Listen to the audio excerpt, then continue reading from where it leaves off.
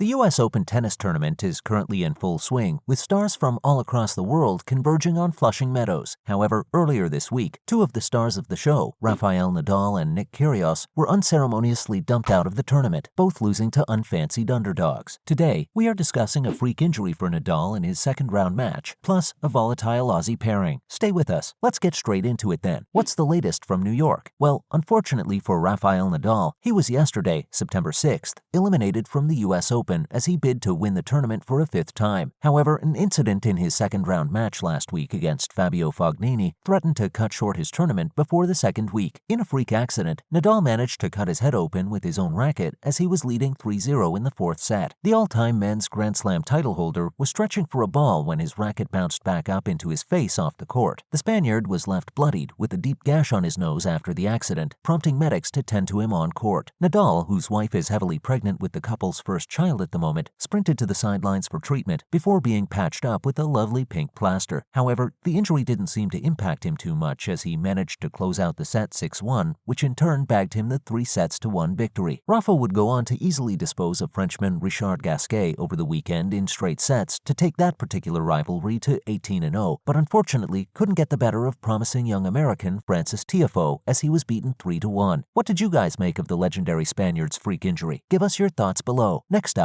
we're discussing Team Special K. Stay tuned. Fiery Aussie Nick Kyrgios paired up with fellow Australian Thanasi Kokkinakis in one of the most hot-headed pairings of all time in the doubles this week. Having disposed of Frenchman Hugo Gaston and Italian Lorenzo Musetti in the first round, the pair also beat Sweden's Goransson and Japan's Nishioka in straight sets in the second round. However, they would go on to lose in the third round, but their antics in the first round match against Gaston and Musetti would again provide the tennis world with talking points. At one point, Kokkinakis threw his racket across the court, but not to be outdone, Kyrgios then went one better by completely smashing his own racket. Trying to be the good guy once he had embarrassed himself, Nick then gifted a young fan with the smashed racket, but that didn't stop him being described as volcanic due once again to his appalling on-court behavior. However, the Aussie pairing didn't let their own antics slow them down, breaking their opponents in the third to seal the 3-0 win. The pair came together after Nick had dumped his partner out of the singles tournament early in the week, but he would later come unstuck earlier this week against Karen Khachanov in the quarterfinal. It will be interesting to see if Team Special K come together again in future, but one thing's for sure, fans will certainly want them to if only for the entertainment value. We're talking Carlos Alcaraz now. Stay with us. With Rafael Nadal, Nick Kyrgios, and world number one Daniil Medvedev all biting the dust at the U.S. Open this week, the path seems to be clear for one Carlos Alcaraz to make a serious run at his maiden major title. The excellent Spaniard took on Marin Cilic yesterday, September 7th, winning an epic 5-set thriller in the early hours of the morning. Cilic put up a brave fight, but Alcaraz was in no mood to be outdone, bagging the 6-4, 3-6, 6-4, 4-6, 6-4 win in just under 4 hours to set up a mouth-watering quarter-final clash with number 11 seed Jannik Sinner tomorrow, September 8th. Thanks to his higher-seeded peers all crashing out in a shock couple of days at the U.S. Open, Alcaraz is now the highest seed left in the tournament, with many claiming the stars have now aligned for the 19-year-old Spaniard to claim his maiden major title. If he manages to get past Sinner, who beat Ilya Ivashka in another 5-set thriller last time out, Alcaraz will meet one of either Andrei Rublev or Frances Tiafoe, Nadal's tormentor, in the semi-final. The time is surely now for Alcaraz to prove all the hype surrounding him is real. Do you guys think he has what it takes to win the U.S. Open? Give us your thoughts below. We're looking at Nick's U.S. Open singles defeat a little closer now. Stay tuned. As we mentioned earlier, Nick Kyrgios was shown no mercy by Russia's Karen Khachanov late last night as he was stopped in his tracks at the U.S. Open. The tournament was previously touted as the Aussie's best chance to win a major, as Novak Djokovic had been denied entry to the States due to his stance on the COVID vaccine, with Rafa Nadal and Daniil Medvedev also being dumped out earlier in the week. Kyrgios admitted to feeling devastated as he lost 7-5, 4-6, 7-5, 6-7, 3-7, 6-4 to the 26-year-old Russian, saying, "I feel like I've let so many people down." He will be doubly disappointed as Khachanov now goes on to face an extremely beatable Casper Ruud in the semis. The fiery Australian went on to say, "I feel like these 4 tournaments are the only ones that are ever going to matter. It's just like you've got to start it all again. I have to wait until the Australian Open." Of course, he is correct. The 4 majors, Australia, France, Wimbledon, and the US, will always be held in higher regard than other tournaments, and Kyrgios also said, "It's just devastating. It's heartbreaking, not just for me, but for everyone I know that wants me to win," before humbly adding, "But all credit to Karen. He's a fighter. He's a warrior." What did you make of the Aussie's words? Next up, we're looking at Frances Tiafoe's career a little closer. Tiafoe is in a good position to become the first American male to win a major in almost 20 years, since Andy Roddick's triumph at the 2003 US Open, but it has been a long, hard road to get where he is today. Speaking after his epic win over Nadal, TFO shouted out his parents, saying, "To see them experience me beat Rafa Nadal, they have seen me have big wins, but to beat those Mount Rushmore guys, for them, I can't imagine what was going through their heads. They're going to remember today for the rest of their lives." Of course, anyone who has followed the 24-year-old's career so far will know that he's been through a pretty tough time of it. His parents had to flee Sierra Leone as the country was ravaged by civil war in the early 90s before settling in D.C. As his father found work at the Junior Tennis Champion Center as a maintenance man, the family was allowed to live for free in a small office in the building, with Francis's mother working nights at the local hospital. Ultimately, being around tennis turned out well for the young TFO, and after the Nadal victory, he said, "Us being around tennis was about getting out of our neighborhood. My dad kind of being able to watch us. It wasn't anything supposed to be like this. Superb. Good luck in the semifinals, Francis." And finally, Rafa has suggested it might be a while before we see him on court again. Stick around. With the recent retirement of Serena Williams, attention will now turn to the other legends of the game, with fans keen to cherish what remaining time we have left with them. One of those legends, Rafael Nadal, was recently dumped out of the US Open by the aforementioned Francis TFO. But with his wife heavily pregnant, it might be some time before we see the all-time record men's major winner back on the court. Speaking shortly after his loss to TFO, the Spanish superstar said, "I need to go back. I need to fix things. Life. Then I don't know when I'm going to come back. I'm going to try to be ready mentally. When I feel that I will be ready to compete again, I will be there." Rafa was scheduled to appear in London at the end of this month at the Laver Cup, but given his wife's pregnancy, it would be no surprise if he pulled out, and rightly so. Family before everything else, right? Nadal was bidding to win the US Open for the 5th time, having had to pull out of this year's Wimbledon semis due to injury, but hopefully he's back playing before we know it. What is your favorite Rafael Nadal moment? As always, thanks for dropping in on us today, and remember to tune in again next time when we will be discussing all sorts of other cool bits and pieces. And why not do us a big favor by liking today's video, whilst also sharing it with any tennis fans you might know of. Bye guys!